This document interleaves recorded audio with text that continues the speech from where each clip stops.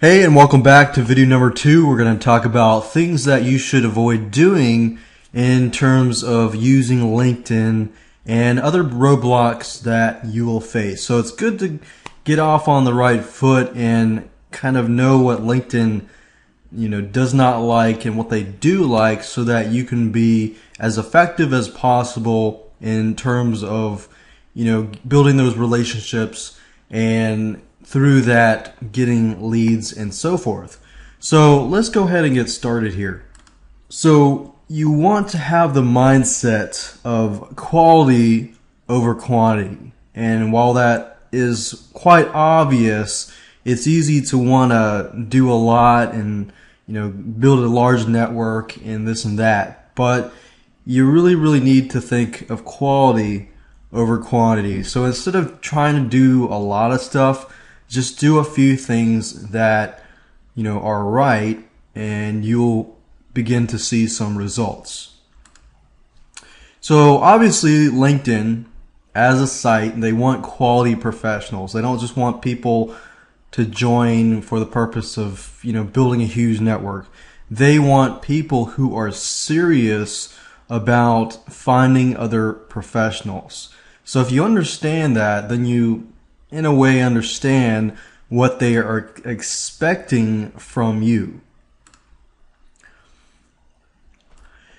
Now, obviously, if you go against the grain and you go against LinkedIn and their rules and their regulations, then you're probably going to receive a message that says this: we have recently noticed a large number of page searches and profile views through your LinkedIn account. We are aware that you may be using automated or manual process to systematically view LinkedIn pages. So what that means is basically you're either there's too much activity in your account that it's unusual for the regular person to do. And because of that, and you're trying to game the system and so forth. So they are aware of people that are trying to game the system. Now, a lot of people receive this message even though they are not marketers, they are not people that are trying to game the system.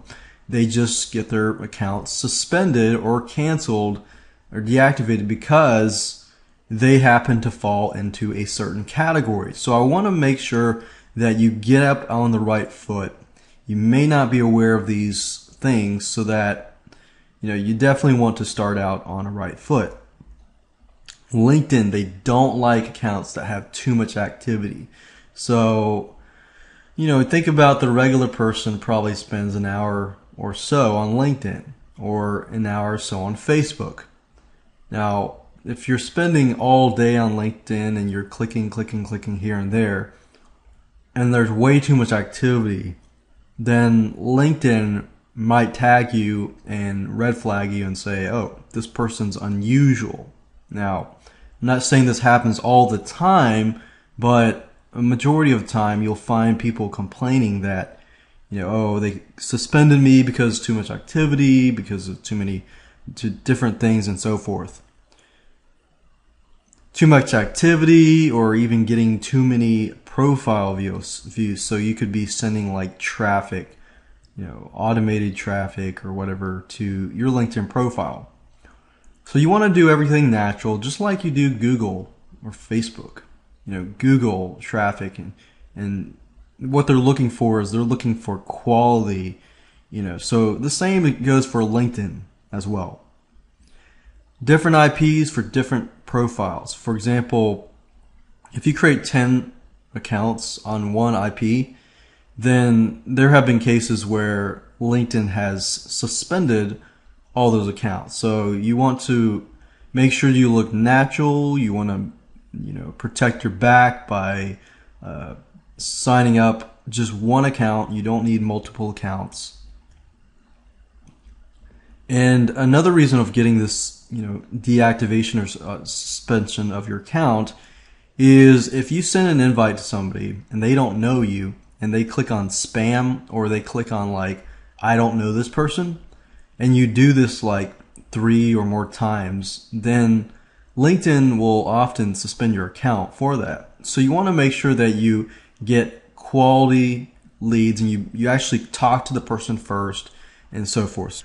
So we'll talk about that in the later videos on how you can grow your network naturally and start conversations and so forth and build relationships from that point. So you definitely want to avoid, like Facebook, trying to build your network fast and trying to get all, these invites out, because you definitely don't want to do that with LinkedIn. So things to avoid doing. Let me give you an actual list of things that you need to avoid doing. You don't want to send out too many invites to people that you don't know. So unless you make a connection with them first, don't send out invites. And I'm going to actually show you different ways where you don't have to send invites and you can do specific strategies to get people to, become your friend. Because if too many clicks on the I do not know this person, your account will be suspended. So you definitely want to avoid that. Photo. Use your own personal photo, your face. Do not use a logo and do not use a poor photo. I think professionalism here in LinkedIn.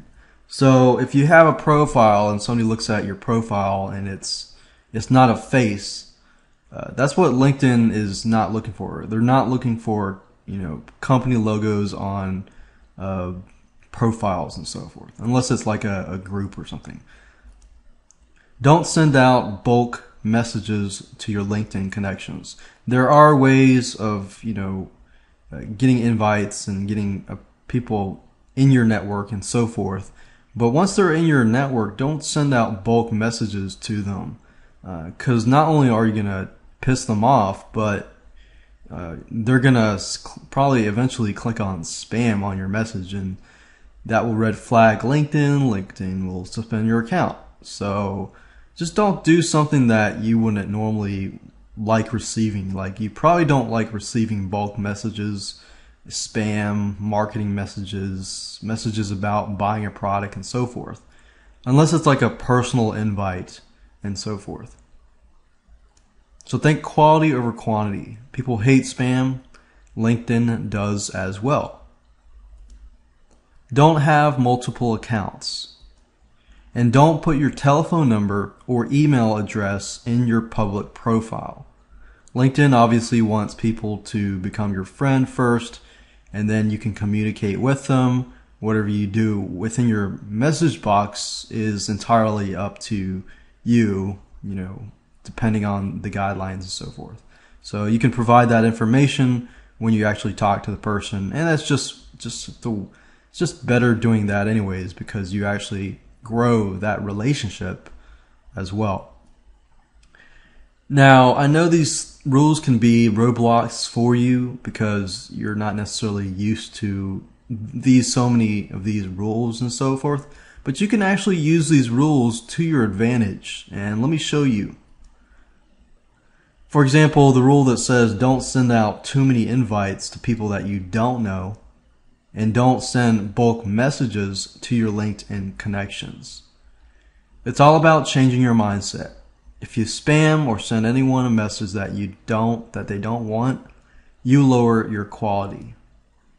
And there are ways to do it right without violating LinkedIn rules. For example, sending out invites. You'll be able to do that with recommendations and so forth. So don't send out too many invites. The solution for that is to find people, make a connection, start a conversation, build a relationship with them, and then move from that point on. And another solution is recommendations. By giving people recommendations, they will basically become your friend and so forth. Now, how do you give a stranger a recommendation? Well, that answer will be answered in the future videos in the strategy section, where we talk about how to get people to become your friend and how to get people to like you and so forth. Photo, you definitely want to choose a professional picture of you. And profile, I said this earlier, but you want to create a profile that answers questions for your target audience. Different target audiences, different industries are different. So you need to understand your industry and you need to understand your audience so that you provide them with the information that they are looking for. So with that said, let's move on to video number 3, and we'll talk about how to create a profile that answers the questions that your target audience and target industry are looking for.